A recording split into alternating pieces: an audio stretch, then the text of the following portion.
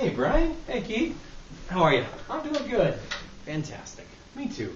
Life is good. Life is good. I'm Keith, I'm Brian. and this is DenverWineGuy.com. What are we going to put in our glass today? They're empty glasses. What are we going to put in them? Somebody's at the door. Better get it. Look! If it isn't our friend, Brian Moore. And Brian, you are the Rocky Mountain Regional Manager for Frederick Wildland? That is correct. Yeah, and that's Sons. correct. Yeah. That is correct. Frederick Wildman and Sons. Who is a big import company. We are a New York-based importing and wine marketing company, and I am responsible for our business in the Rocky Mountain region. Nice. What are we going to taste?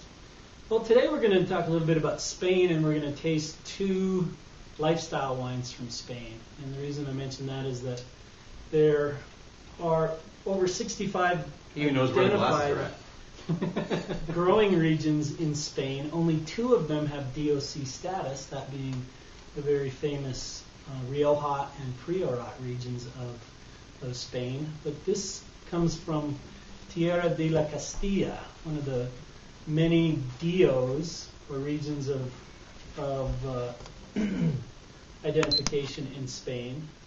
And it is in central Spain. And these are wines that really are meant for everyday consumption.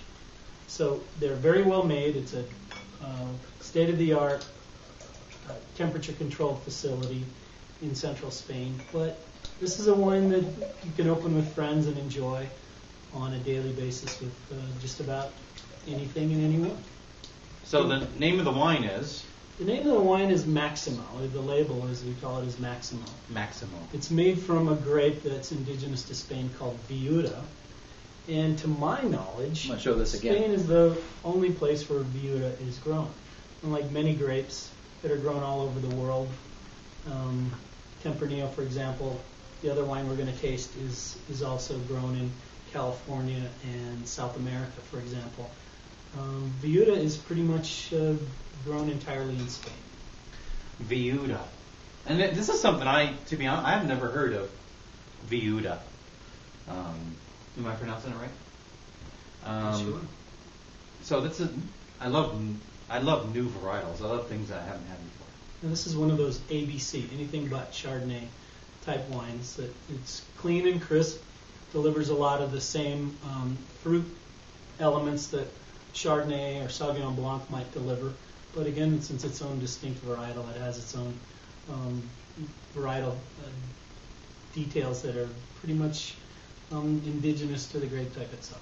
You know, I haven't tasted the wine yet, but just smelling it, the first thing that came to my mind was Simeon. It does have some similarities to Simeon as well.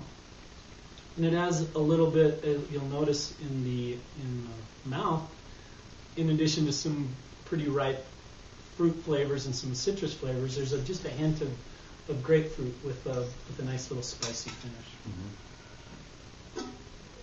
I definitely get grapefruit on mid-palate. White grapefruit. White grapefruit? As opposed to with ruby. Yeah, ruby red. with yeah. no sugar on it? No sugar. Because when I was a kid, It's the only way they could get you to eat it, right? exactly. Well, and then after a while, it's like, where's the sugar? Crisp and Right. clean, and I mean- you notice that it does invigorate the salivary glands, which makes it really nice accompaniment to food, appetizers, canapes, and the like. But certainly Screaming shellfish to me. seafood and shellfish. Yeah. I mean, it really is. I mean, it doesn't have. A lot of times I say that because, the wine at the time may have a lot of minerality to it, and it says a little bit of minerality, and it has. Sometimes I say the shellfish thing because sometimes you smell shellfish in white wine, and so this On Trigonometer. has some minerality. It's but the first thing that came to my mind is shellfish. And as a $10 bottle of wine at your favorite wine shop, or soon to be, we're actually launching this officially in the Colorado market in a couple of weeks on March 20th. So after that, it'll be available at your favorite wine store. Ask for it, and and I'm sure they'll be more than happy to comply with your wishes. Does this is this? Do you know if this is distributed?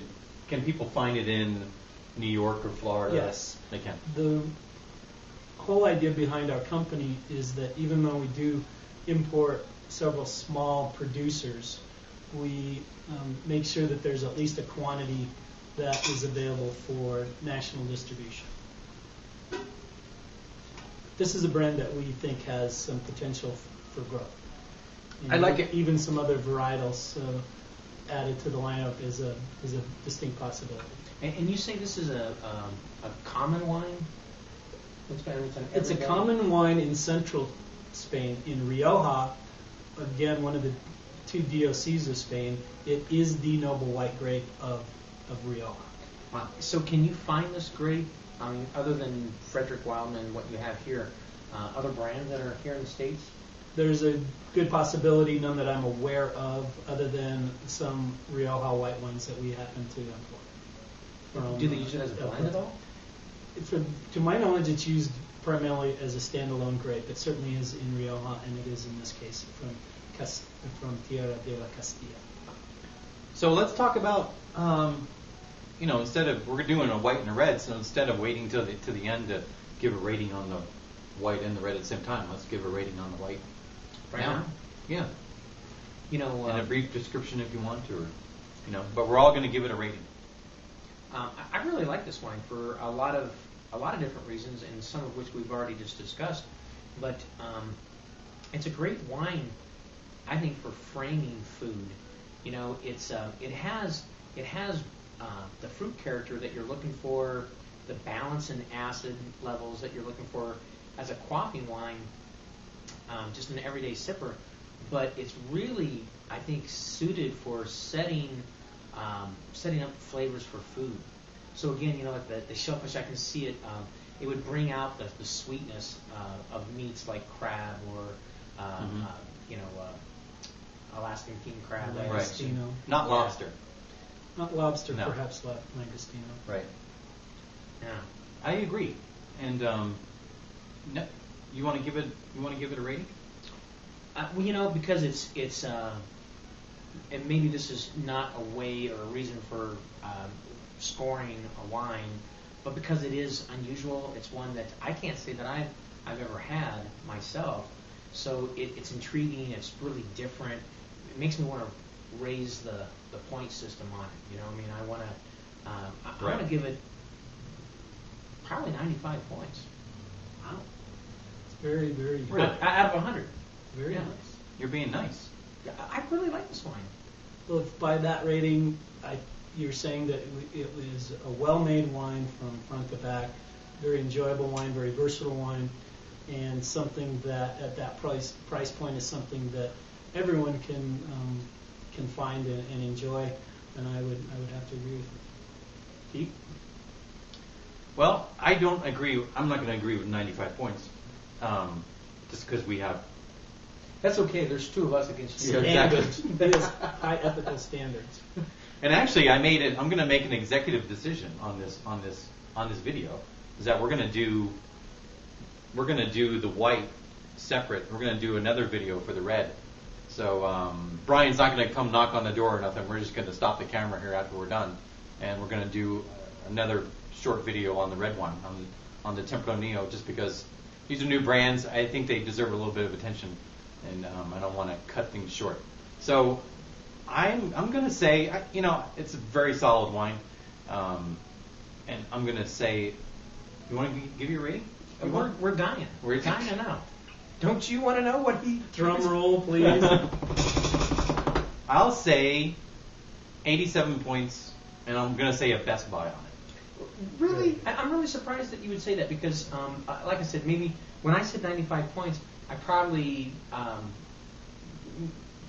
my consideration of that it's unusual probably gave it a couple more notches, but Yeah. I wouldn't have given anything less than a 90 points. Really? Yeah.